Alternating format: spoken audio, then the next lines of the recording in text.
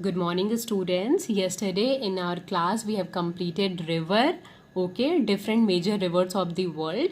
Today we will be doing gulfs and bay of the world, okay.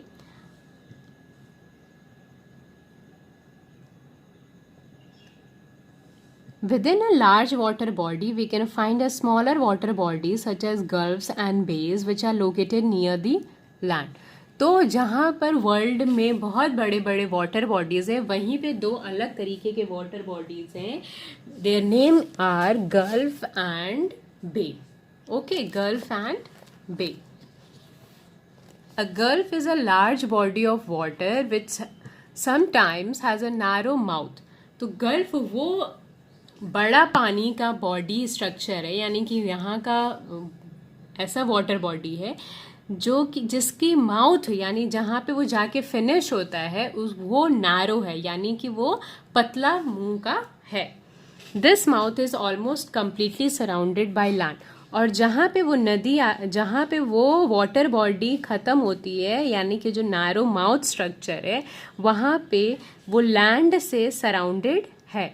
जैसे कि ये gulf of Mexico को देखो इस डायग्राम में, इसका माउथ स्ट्रक्चर जो है, यानी कि ये जहाँ पर आके फिनिश हो रहा है माउथ, उसी को बोलते हैं, वो क्या है, वो लैंड से सराउंडेड है. Okay, it can be considered a large bay. इसे हम लोग खाड़ी का बड़ा नाम दे सकते हैं. Okay, the world's largest gulf is the gulf of Mexico. World का सबसे लार्जेस्ट गल्फ कौन सा है? तो gulf of Mexico. It is surrounded by Mexico, the southern coast of the United States and Cuba. और ये क्या है? ये मैक्सिको से, आपको देखिए ये गल्फ ऑफ मैक्सिको है. मैक्सिको कंट्री, यूनाइटेड स्टेट्स और मैक्सिको कंट्री से ये लैंड से सराउंडेड है. ओके, ये देखो यहाँ पे क्यूबा कंट्री है, तो इसकी जो माउथ है वो क्या है? नैरो हो गया है लैंड की वजह से. लैंड ने इसको सराउंड कर रखा है इस वाटर बॉडीज को, तो ये क्या हो गया है कि ये नैरो माउथ वाले स्ट्रक्चर को हम लोग गल्फ बुलाते हैं. ओके, अनदर, ये लार्ज वाटर बॉडी होता है जब ये, यहाँ देखो ये कितना बड़ा है. Okay, another one is a bay, यानी कि खाड़ी. इसे हिंदी में हम लोग खाड़ी बुलाते हैं. A bay is a small body of water or a broad inlet that is set from or larger body of water.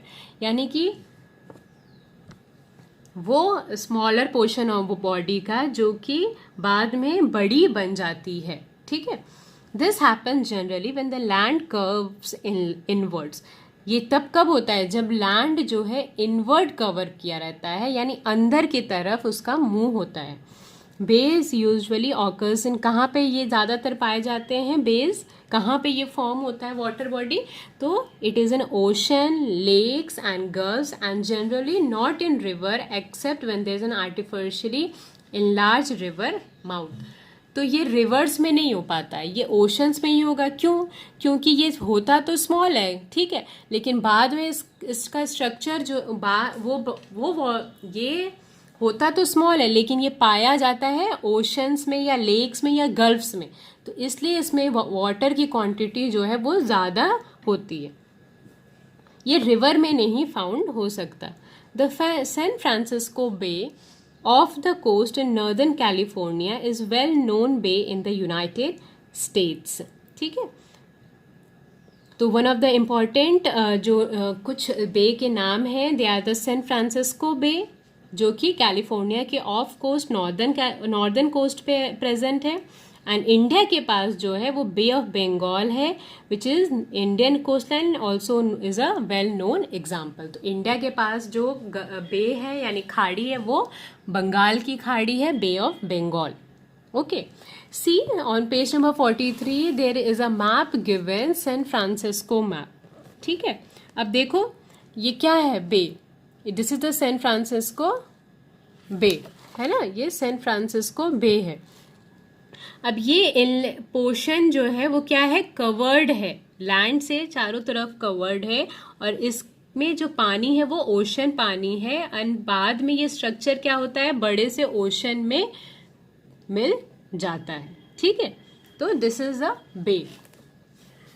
अब इतना हम लोगों ने वाटर बॉडीज पढ़ लिया, इतने हर जगह प्रेजेंट ऑफ वाटर बॉडीज हैं, लेकिन कहीं ना कहीं हम लोग वाटर बॉडीज को गंदा भी कर रहे हैं, which is very bad. We should never misuse the water, we should never pollute our water or water bodies.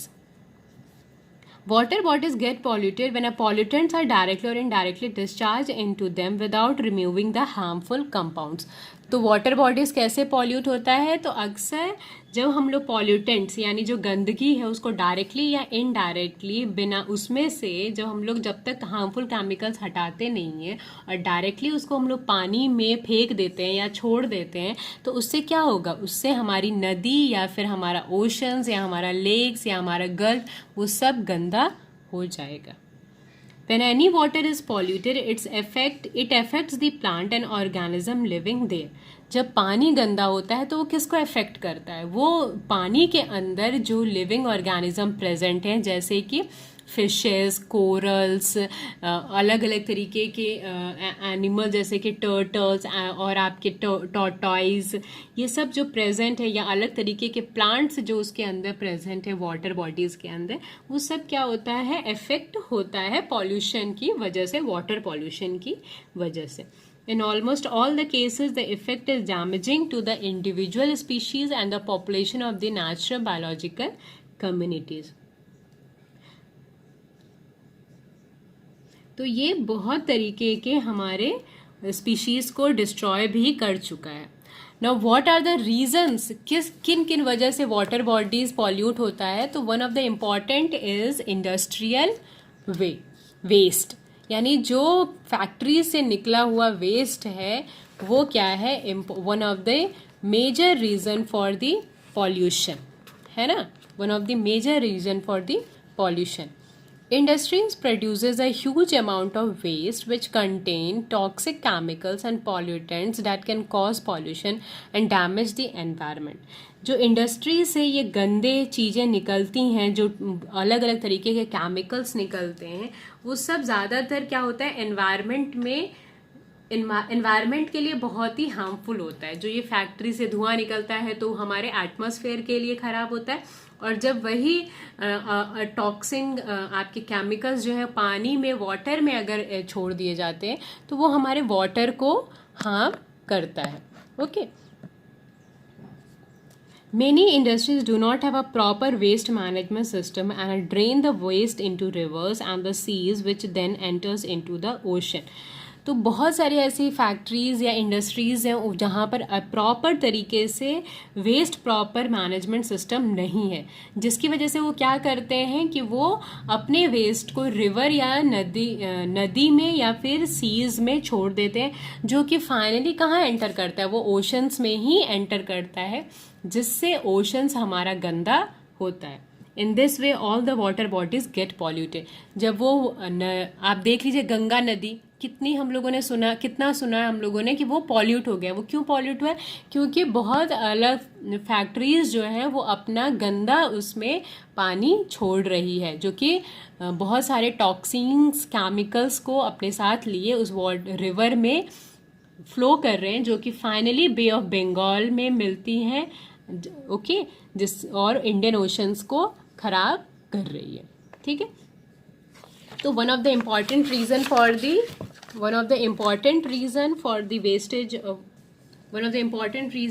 pollution of the water bodies is the industrial waste. Now turn on page number 44. See,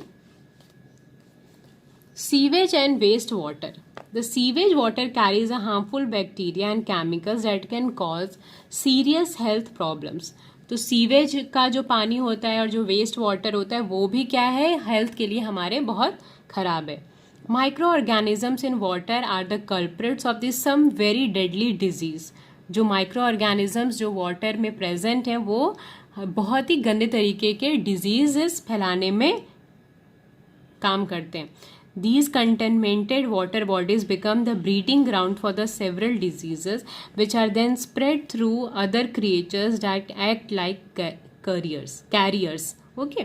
तो ये पानी जो है यहाँ पर ये क्या करता है, यहाँ पर अलग अलग तरीके के डिजीज को जन्म देने में हेल्प करता है, जो कि अच्छी बात नहीं है। ठीक है, यहाँ पे अलग अलग बैक्टीरियाज अलग अलग तरीके की बीमारी को प्रोड्यूस करते हैं।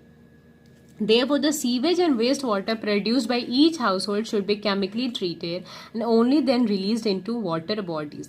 अब जो ये वेस्ट सीवेज सिस्टम है और वेस्ट वाटर सिस्टम जो हमारे हाउस होल्ड से निकल रहे हैं, वो जब आप सीवेज ट्रीटमेंट प्लांट में जाते हैं तो वहाँ पे प्रॉपर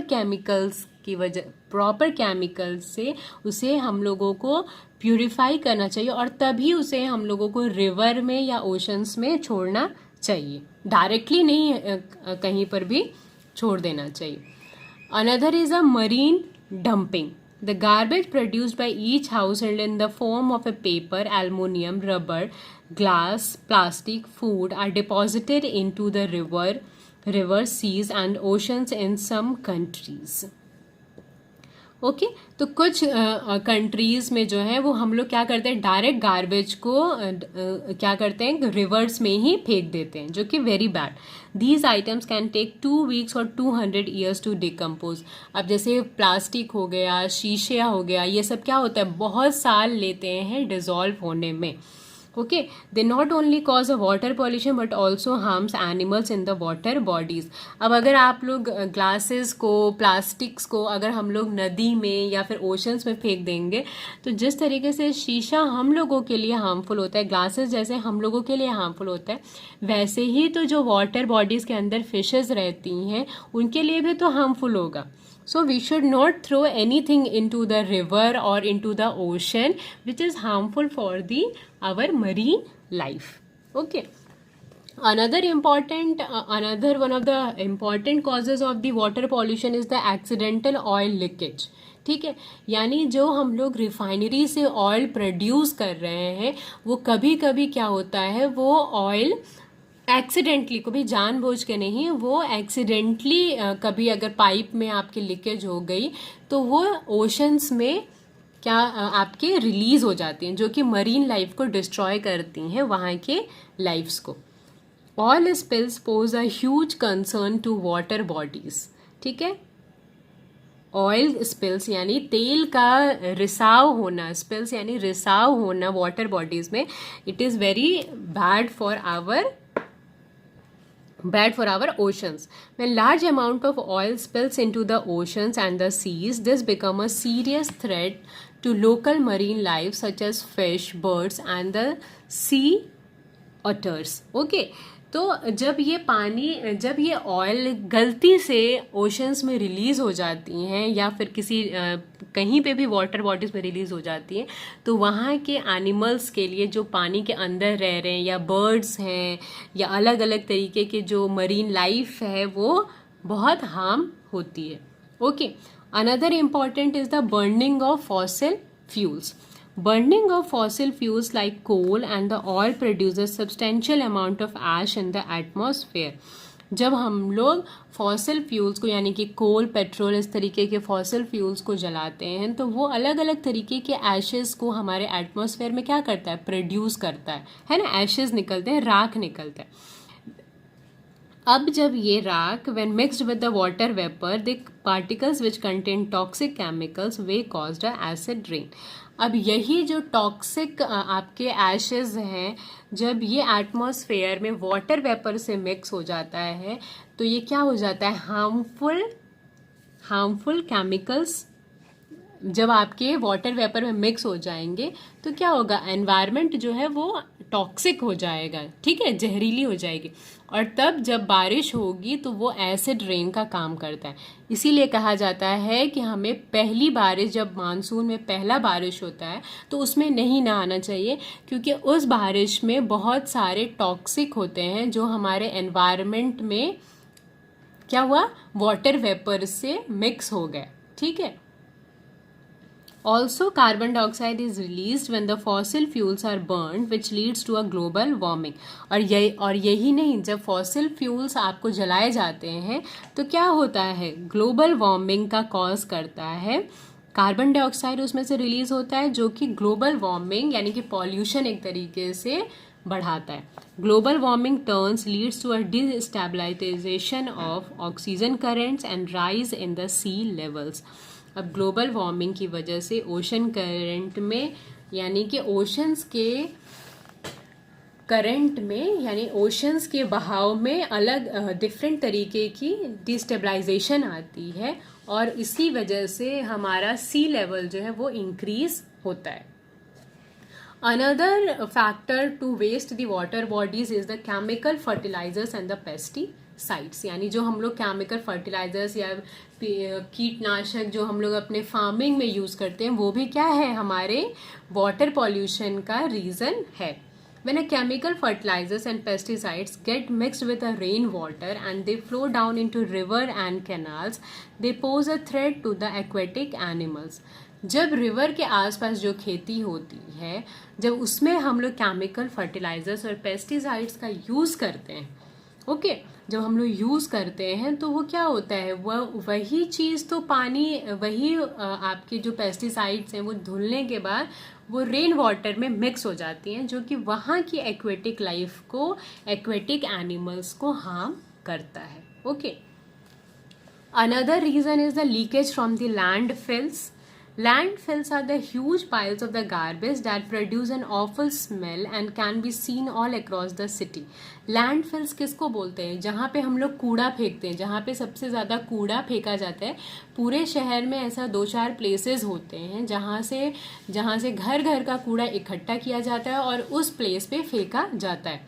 अब अगर जब बारिश होगी तो वो क्या होगा, वहाँ पे अगर बारिश होगी तो वो सब उस कूड़े के ऊपर भी तो बारिश होगी और उस कूड़े से जो गंदे स्मेल्स और टॉक्सिक केमिकल्स निकल रहा है वो सब क्या होता है, धीरे धीरे वो नाले में, नाले से वो रिवर में, रिवर से वो सी में और सी से वो ओशंस में मिक्स होता है. When it rains the landfills may leak. These leaking landfills can pollute the underground water with the large varieties of contaminants. ठीक है. तो लैंडफिल से एक जहाँ तरीके से रिवर और ओशंस आपके हार्म होते हैं, उसी तरीके से हम अगर हमारे उसके आसपास अगर अंडरग्राउंड में कहीं पे भी लीकेज हुआ तो वो पानी उसके अंदर भी तो जाएगा, जो लैंडफिल्स में ऊपर बाहर रेन वाटर है ना, तो वो क्या करेगा, वो उसे भी गंदा करेगा. ठीक है. तो हमें बहुत सोच समझ के वाटर को पॉल्यूट नहीं करना चाहिए, हमें पानी का बचाव करना चाहिए. Okay. So today we have completed this chapter. Okay. And you have to learn all the word meanings. आपको जो यहाँ पे सारे at the bottom of the page जितने भी वर्ड मीनिंग्स दिए हैं वो सब आपको लर्न करना है. And also at the back of your book, आपके बुक के पीछे भी जैसे कि यहाँ पर चैप्टर 3 है, चैप्टर 3 से रिलेटेड जितने भी वर्ड मीनिंग्स हैं वो दिए हुए हैं. तो उसमें से जो भी वर्ड मीनिंग्स है मैं आपको टिक कर दूंगी. You have to learn those word meanings and it is very important students. It will come in your exam also.